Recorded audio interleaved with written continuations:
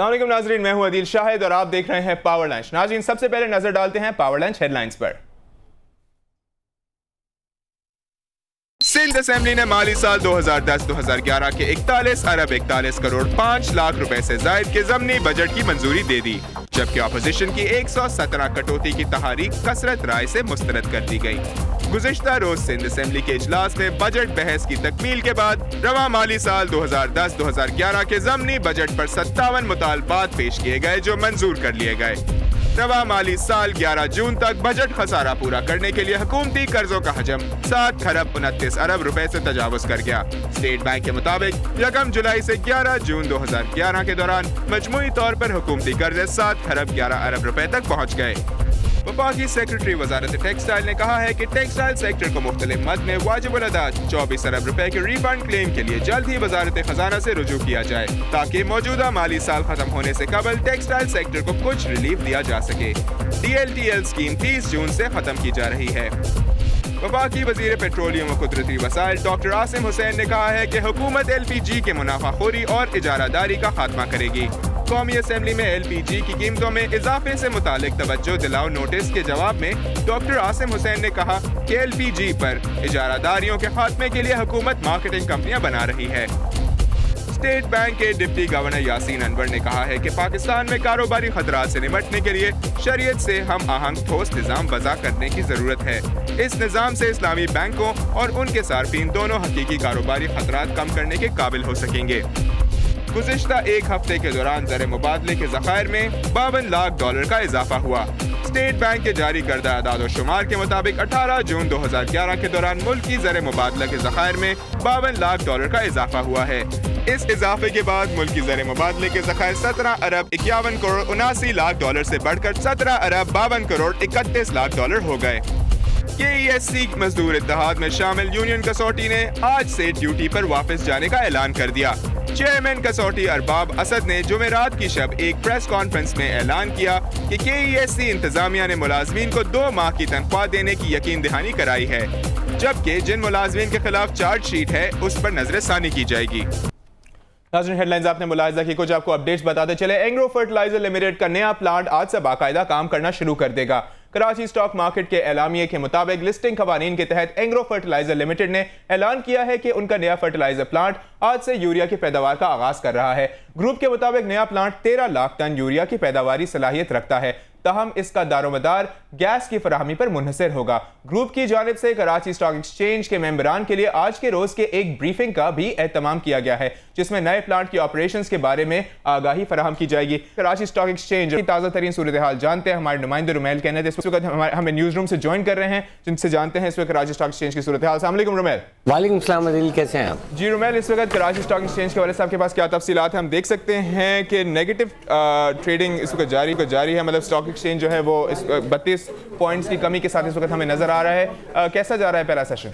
देखिए, अगर हम पूरे वीक की बात करें, वीक का आगाज़ थोड़ा सा मनफी ज़रूर हुआ था, उसके बाद से हमने देखा था कि मार्केट दोबारा से चढ़ने लगी थी और इसकी सबसे मेजर जो वजह रही वो ये थी कि फर्टिलाइज़र सेक्टर के अंदर बहुत ज़्यादा काम हुआ पिछले 2 दिन के अंदर, और इतना अच्छा काम होता हुआ नज़र आया कि हमने एक मौके पर ये देखा कि 12,500 का लेवल जो है क्रॉस किया। और कल एक अच्छी बात ये भी हुई कि 12,500 का जो लेवल था 100 इंडेक्स, उसको बरकरार रखने में भी कामयाब रहा। लेकिन तवक्को यही की जा रही थी कि हफ्ते के आखिरी रोज़ शायद आज प्रेशर ज़रूर पड़े और प्रेशर के बाद जो करेक्शन का अमल है वो दोबारा से शुरू हो जाए, और यही अमल यहाँ पे हम देख रहे हैं। अदील के करेक्शन का अमल हमें यहाँ पर नज़र आ रहा है। ओवरऑल अगर हम देखें तो ऑयल एंड सेक्टर बड़ा एक अहम सेक्टर है, लेकिन अगर इस वक्त की अगर करंट सिचुएशन देखें, KSE 100 इंडेक्स में हम देख रहे हैं कि -31 पॉइंट की इस वक्त कमी देखी जा रही है, और इंडेक्स हम देख रहे हैं कि 12,500 से नीचे आके 12,476 के ऊपर आ चुका है।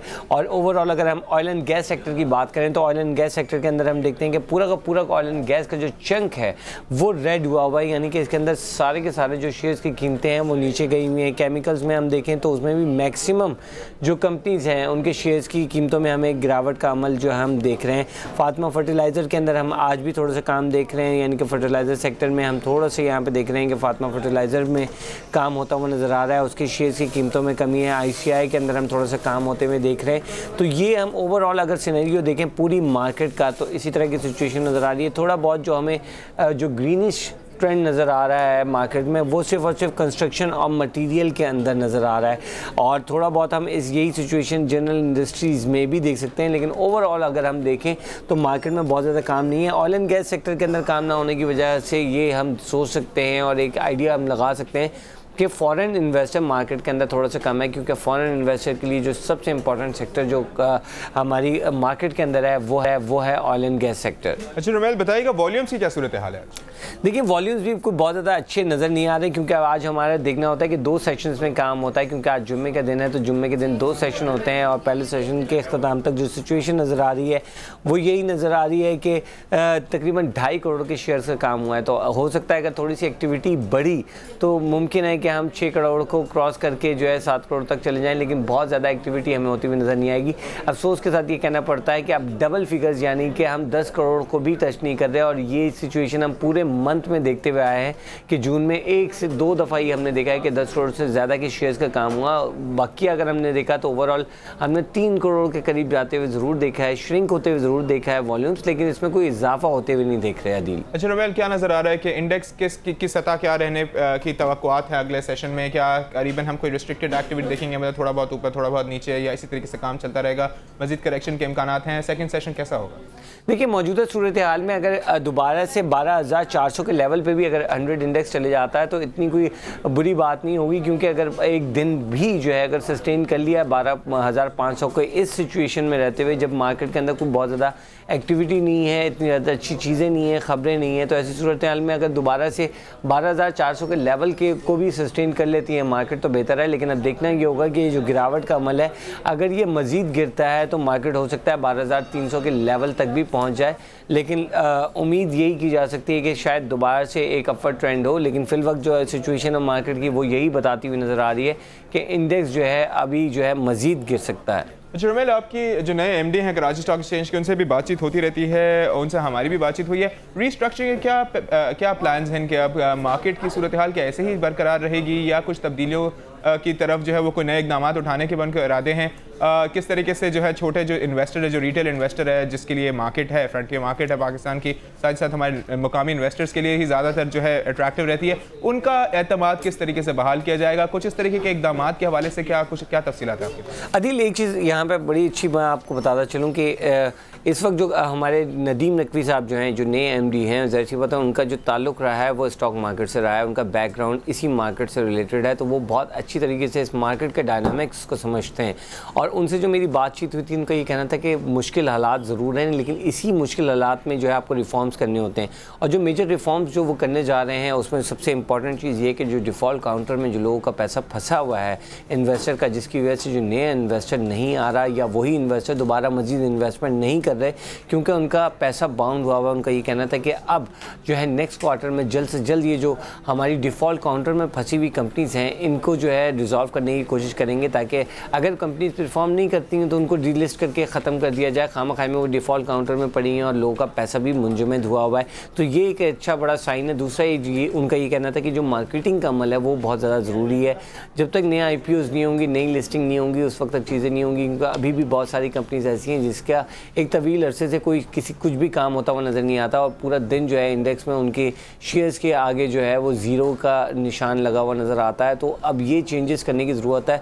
IPOs हुए ज़रूर हैं इस साल। अब देखें आज के रोज़ जो है एंग्रो फूड्स के भी जो है बातचीत हो रही है, अब उसके भी शेयर्स के जो है अनाउंसमेंट हो रही है।